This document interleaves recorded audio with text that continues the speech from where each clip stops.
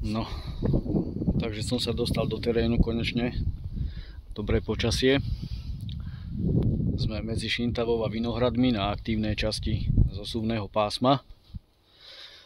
No, tu je jedna časť zemného dipólu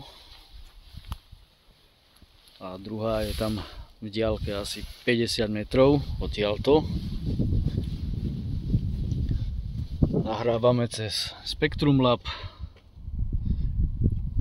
Správne vzorkovanie nám zabezpečuje PPS signál z tohto malého GPS-ka, ktoré nám tu takto bliká.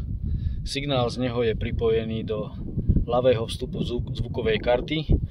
Do pravého vstupu máme náš zemný dipol, ktorý máme cez transformátor SP70.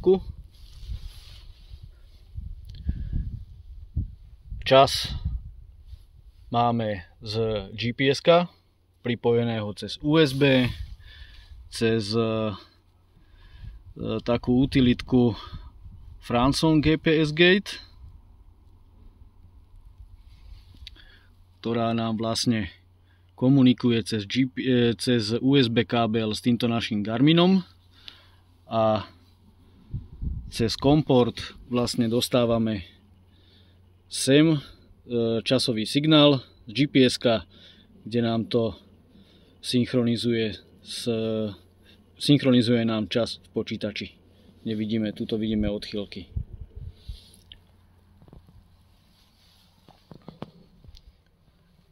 Laptop máme cez powerbanku zapojenú takisto 5V cez USB do tohto GPS-ka, z ktorého máme PPS signál.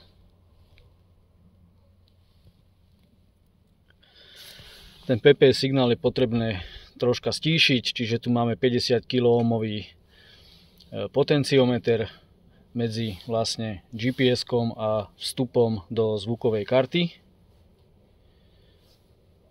A aj tak je signál pomerne silný, lebo potenciometer máme úplne, ale úplne na minime a takisto aj vstupný potenciometer zvukovej karty je skoro úplne na minime.